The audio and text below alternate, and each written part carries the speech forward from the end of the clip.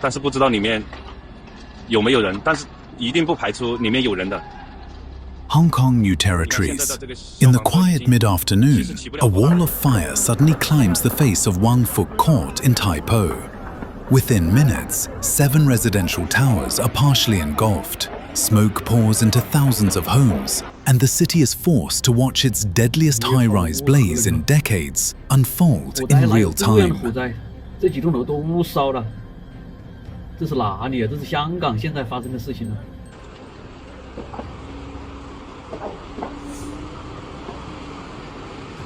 而且这里面是住户哦，不是新房子哦，是旧房，改造，旧房改造里面是有住户的，正常有住户的，里面。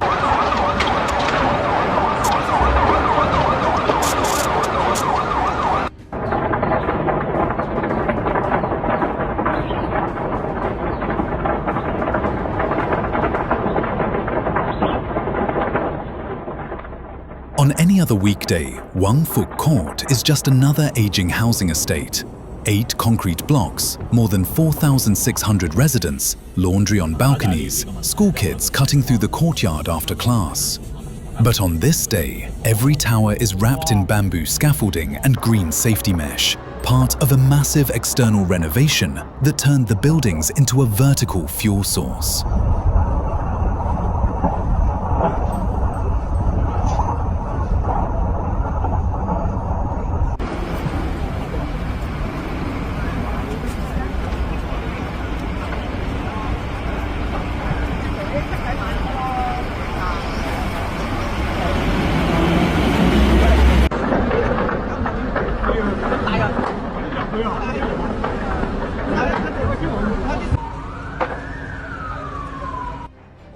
At 2:51 p.m., emergency lines light up. Flames have broken out along the scaffolding of one block. Workers shout, residents smell something acrid. A thin plume of smoke curls upward. In seconds, that thin plume becomes a roaring sheet of fire, racing along plastic netting and dry bamboo poles.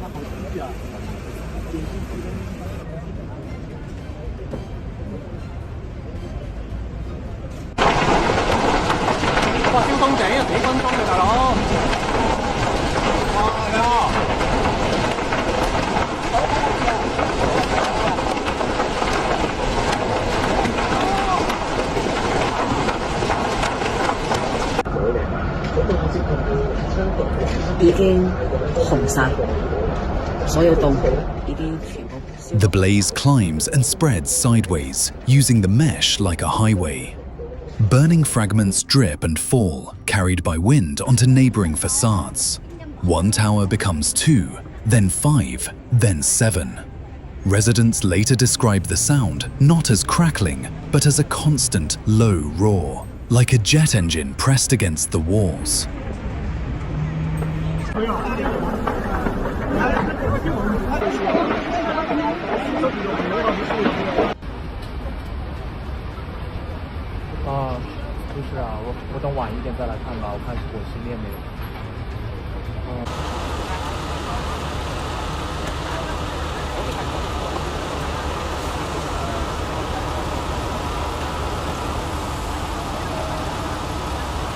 Inside the estate, corridors and lift lobbies begin to flood with smoke. Months before, workers had sealed many windows with styrofoam boards during repairs, an easy way to control dust and paint, and a perfect way to trap heat and fumes once the fire arrives. Foam, plastic, paint, all of it now feeding the inferno outside the concrete shell.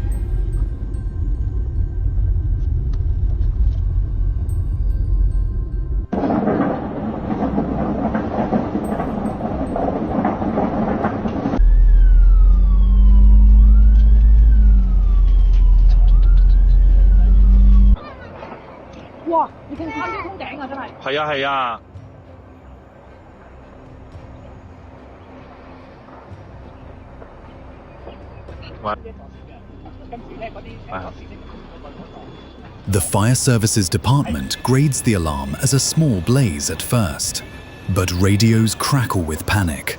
Multiple calls, people trapped, flames visible on several blocks. At 3:02 p.m., it's raised to number 3, by 3:34 p.m. to number 4, and by 6:22 p.m. it reaches number 5, Hong Kong's highest fire classification, reserved for the most severe disasters.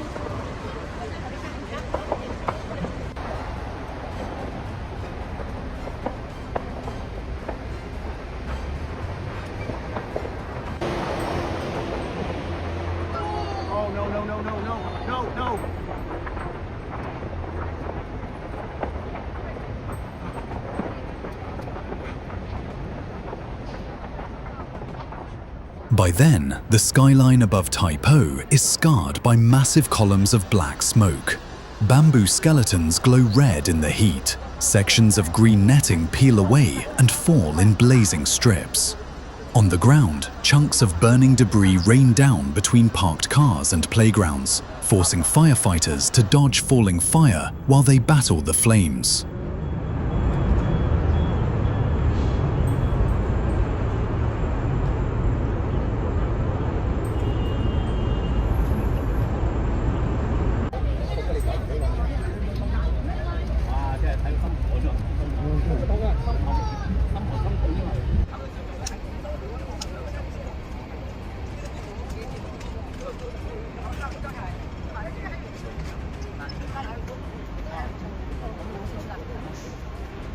Hundreds of residents find themselves trapped in their own homes. Some cling to balconies, waving towels and mobile phones. Others crouch on bedroom floors to escape the thickening smoke. Elderly couples lean out of windows, gasping for air. Parents shout into phones, telling grown children not to come back, to stay away from the burning estate. 消防车全是消防车，啊，整个小区全部烧完。 大家看见了没有？我现在给你看前方的这个消防水喉啊，从下午2点过火灾开始，应该是在半个小时左右，就有第一个消防啊，里面已经全部燃了。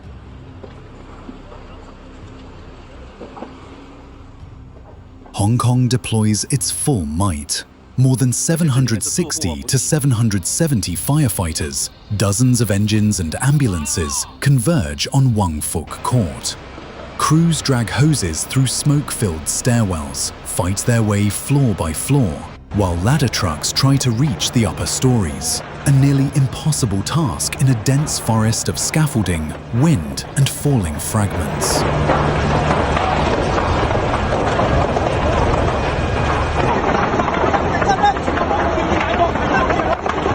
Tambah besar guys, apinya ya Allah, takut tambah besar, astagfirullahaladzim. Tuh banyak puing-puing berjatuhan ya Allah, satu flat, astagfirullahaladzim. Conditions inside are brutal. Temperatures soar, visibility drops to almost nothing. Firefighters report staircases that feel like ovens, doors warped from heat, corridors blocked by debris. One officer, a 37-year-old firefighter from Sha Tin, will not make it out. He collapses during the operation and later dies of his injuries, becoming one of the victims he was trying to save.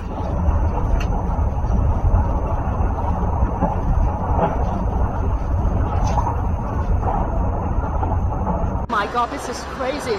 我哋點啊？我哋睇住我唔會飛啲火箭，我哋小心啊！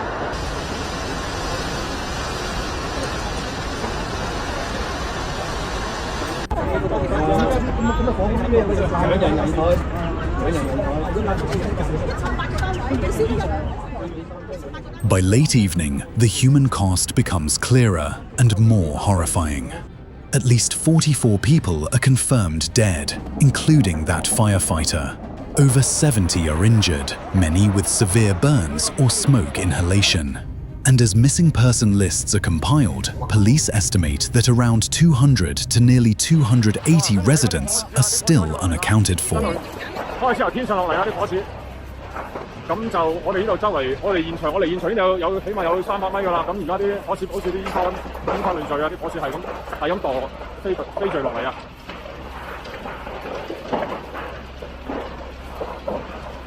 一爆炸聲啊！應該啱先聽啲居民講咧，而家係用石油氣嘅，佢哋係咁唔知係咪同石油氣有關啦？而家個火勢好猛烈啊，非常之猛烈。咁啊，除咗 At community halls and hospitals across the new territories, the night turns into an agonizing roll call. Relatives line up at registration desks, clutching ID cards and photographs. A mother searches for her 6-month-old baby and the child's grandparents. Others scan printed lists of the injured, then the dead, then start over from the top.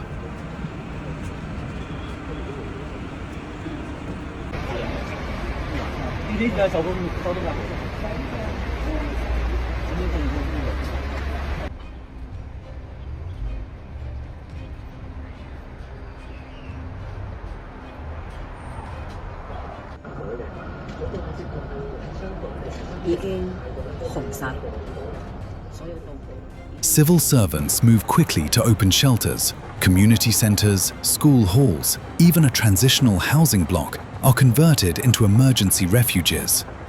By the next morning, at least 900 people are sleeping on thin mattresses in makeshift dormitories, their entire lives reduced to a plastic bag or a small suitcase beside their beds.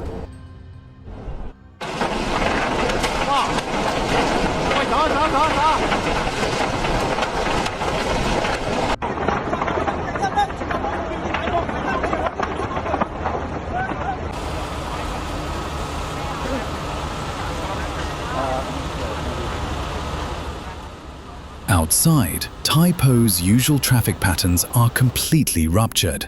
Sections of Tai Po Road, Tolo Highway feeder routes, and nearby streets are sealed off. Scores of bus routes are diverted or suspended.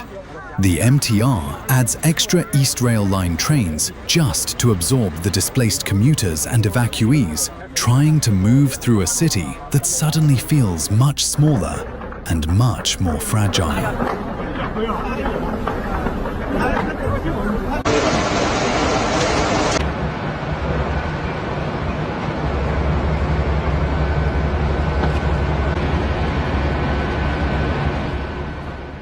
As the flames gradually come under partial control after almost 10 hours, the questions begin to burn just as fiercely. Why did the fire move so fast? Why did 7 of 8 blocks ignite? Investigators quickly point to the same suspects: the bamboo scaffolding, the plastic mesh, the foam boards sealing windows and lift lobbies.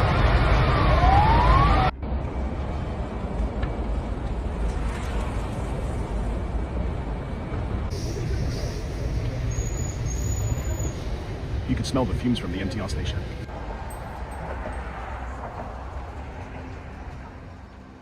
Local safety experts speak bluntly in radio interviews and to the press. There is good reason to believe the netting used was not flame retardant. They highlight how these nets can burn vertically, smolder invisibly, and drip flaming plastic onto lower levels, turning an external protective layer into a cascading source of ignition.